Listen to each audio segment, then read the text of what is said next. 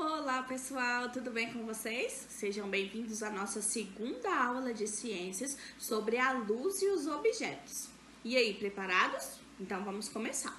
Antes da gente dar início ao nosso conteúdo de hoje, a gente vai relembrar um pouquinho sobre o que a tia Dani falou na aula passada, certo? Por exemplo, a tia Dani explicou sobre objetos luminosos e objetos iluminados. Vocês se lembram o que é um objeto luminoso? Tentam se lembrar um pouquinho. Então, exemplo de um objeto luminoso é, por exemplo, o Sol e a chama de uma vela. Por que esses dois objetos são chamados de objetos luminosos? Porque eles possuem luz própria. Então, os objetos luminosos são aqueles que possuem luz própria.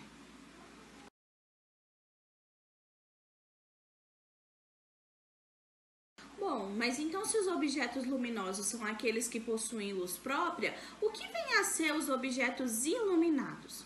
Os objetos iluminados são todos aqueles objetos que refletem a luz, ou seja, eles não possuem luz própria, mas eles refletem. Por exemplo, um boneco é um objeto iluminado, um brinquedo, um gatinho, uma caneta, o quadro que tá atrás da tia Priscila. Então, tudo que não possui luz própria é chamado de objeto iluminado.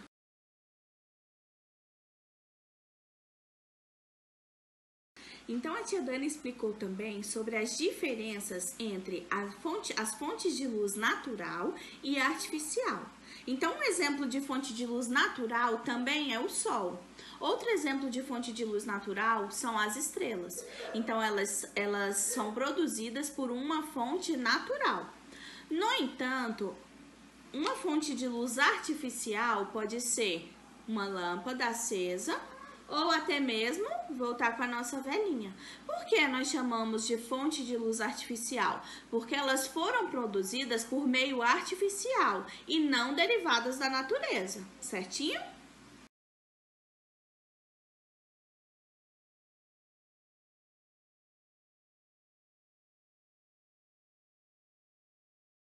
Bom, pessoal, então agora depois que a gente já fez essa rápida revisão sobre a aula passada, a gente vai começar a entender agora sobre um fenômeno chamado reflexão.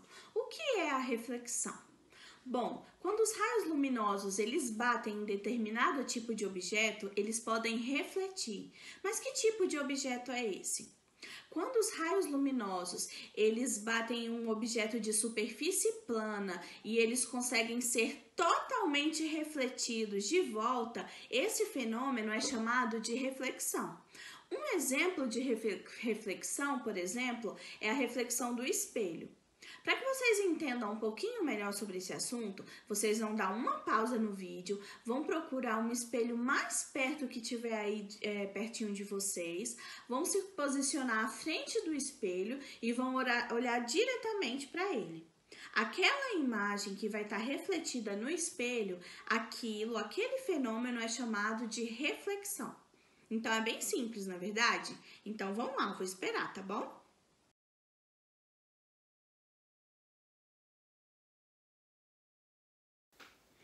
Bom, então agora, como vocês já entenderam o que é o fenômeno da reflexão, nós vamos aprender um pouquinho sobre um outro fenômeno. É o fenômeno da absorção. Vocês sabem me dizer o que é? Em termos simples, o fenômeno da absorção, ele ocorre basicamente quando um objeto ele é iluminado por uma fonte de luz e nesse momento ele absorve todas as cores. No entanto, esse objeto ele apenas vai refletir a sua cor própria. Então vamos simplificar? Por exemplo, esse boneco. Ele vai ser iluminado agora nesse momento por uma luz artificial. Certo? Apesar da gente não estar conseguindo ver, esse boneco nesse momento está recebendo todas as cores. No entanto, ele está refletindo a cor verde. Então, a cor que a gente consegue enxergar é que esse boneco é verde. esse outro boneco. Da mesma forma que o boneco anterior, ele está sendo iluminado por uma luz, no caso uma luz artificial, ele está recebendo todas as cores, no entanto, ele está refletindo a cor azul. Então, a cor que a gente consegue enxergar, que a gente vê o boneco e fala a cor, é a cor azul. Então, esse fenômeno da absorção das cores, nós chamamos de absorção.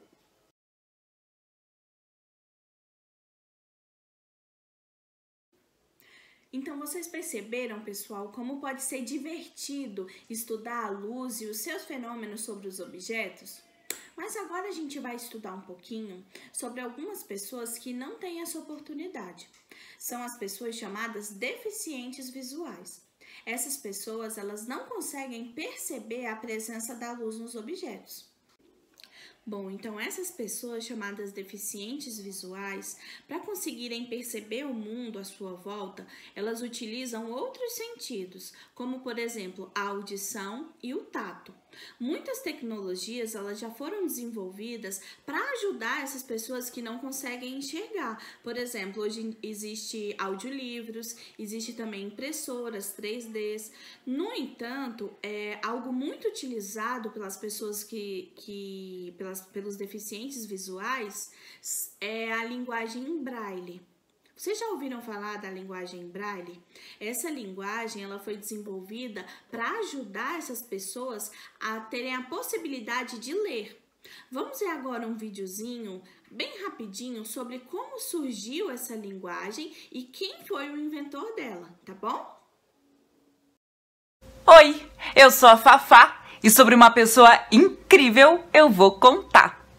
Um belo dia no século XIX, numa cidadezinha da França, o menino Louis Braille, de 3 anos, brincava sozinho na oficina de seu pai, quando uma das ferramentas com que ele brincava escorregou da sua mão e furou seu olho.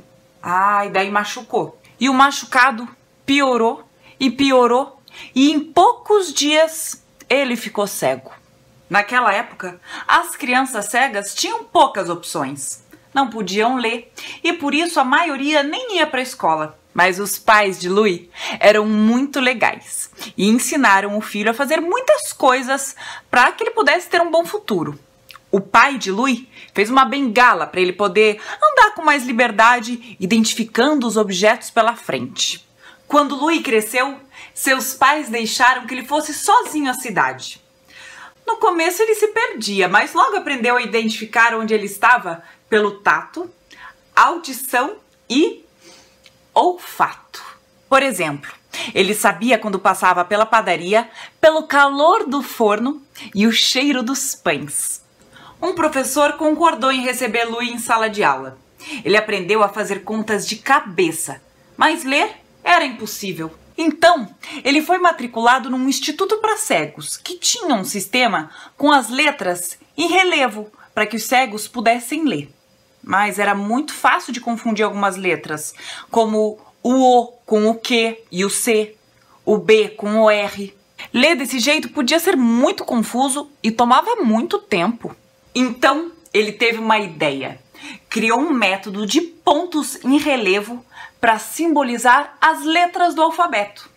Ele determinou que a letra A seria representada por um único ponto, o B por 2 pontos verticais, o C por 2 pontos na horizontal e assim por diante. A partir de um quadrado de 6 pontos, sendo 2 deitados e 3 em pé, Louis podia escrever 63 letras, números e símbolos. Isso foi revolucionário! Os amigos cegos de Louis ficaram empolgadíssimos. Uma letra inteira podia caber na ponta de um dedo. Só que entre o alfabeto Braille ter sido criado e seu método ser adotado amplamente, muita gente não acreditou na sua eficácia ou não ofereceu o apoio financeiro que ele precisava para sua difusão. Para você ter uma ideia, um professor chegou a queimar todos os livros que Louis escreveu em Braille, com tanto esforço, para a biblioteca do instituto. Os alunos foram proibidos de usar o método, mas eles continuavam a utilizá-lo sem que esse professor soubesse. Mesmo com todas as dificuldades e nãos que ele ouvia, ele não desistiu. Até que chegou um momento em que conter o método Braille se tornou impossível. Louis Braille morreu novo, com 43 anos, em 1852, por causa de uma tuberculose que ele pegou com uns 20 anos. 6 anos depois de sua morte, a primeira escola para cegos na América do Norte adotou o método Braille. Em quase 30 anos, quase todas as escolas para cegos da Europa tinham adotado o novo sistema. E hoje em dia, o Braille é usado no mundo todo. A casa onde ele morou, na infância, foi transformada em museu e na fachada tem uma placa que diz: nesta casa, em 4 de janeiro de 1809, nasceu Louis Braille, inventor da escrita de pontos em relevo para uso dos cegos. Ele abriu as portas do conhecimento para aqueles que não podem ver. A história do Louis Braille eu li nesse livro aqui, ó, que é A Menina que Batizou Plutão. Eu dei uma resumida porque o livro conta muitos outros detalhes bem interessantes da vida de Braille e da sua luta para divulgação do seu método. Aqui nesse livro tem várias outras histórias bem legais de crianças extraordinárias. Eu vou deixar um link para esse livro aqui na descrição do vídeo e também no meu site, fafaconta.com.br. Beijos e até a próxima. Tchau! Muito legal esse vídeo, não é, pessoal? Mas apesar de hoje em dia existir muitas tecnologias que foram criadas para facilitar a vida das pessoas que não podem enxergar, vale lembrar que nós precisamos cuidar muito bem da nossa visão. E como nós fazemos isso? Algo que hoje em dia é bastante comum e que às vezes a gente se esquece é que a exposição exagerada às telas, ela pode sim prejudicar a nossa visão. Então, se a gente passar muito tempo no celular, no computador, no tablet, a nossa visão ela pode ser prejudicada. Então, é um lembrete da tia Priscila para que vocês controlem um pouquinho o tempo que vocês vão usar esses aparelhos, para que vocês possam, assim, conseguir ter a melhor visão possível. Tá bom? Espero que vocês tenham gostado da nossa aula, espero que vocês tenham tirado proveito e beijinhos, façam os exercícios e até a próxima!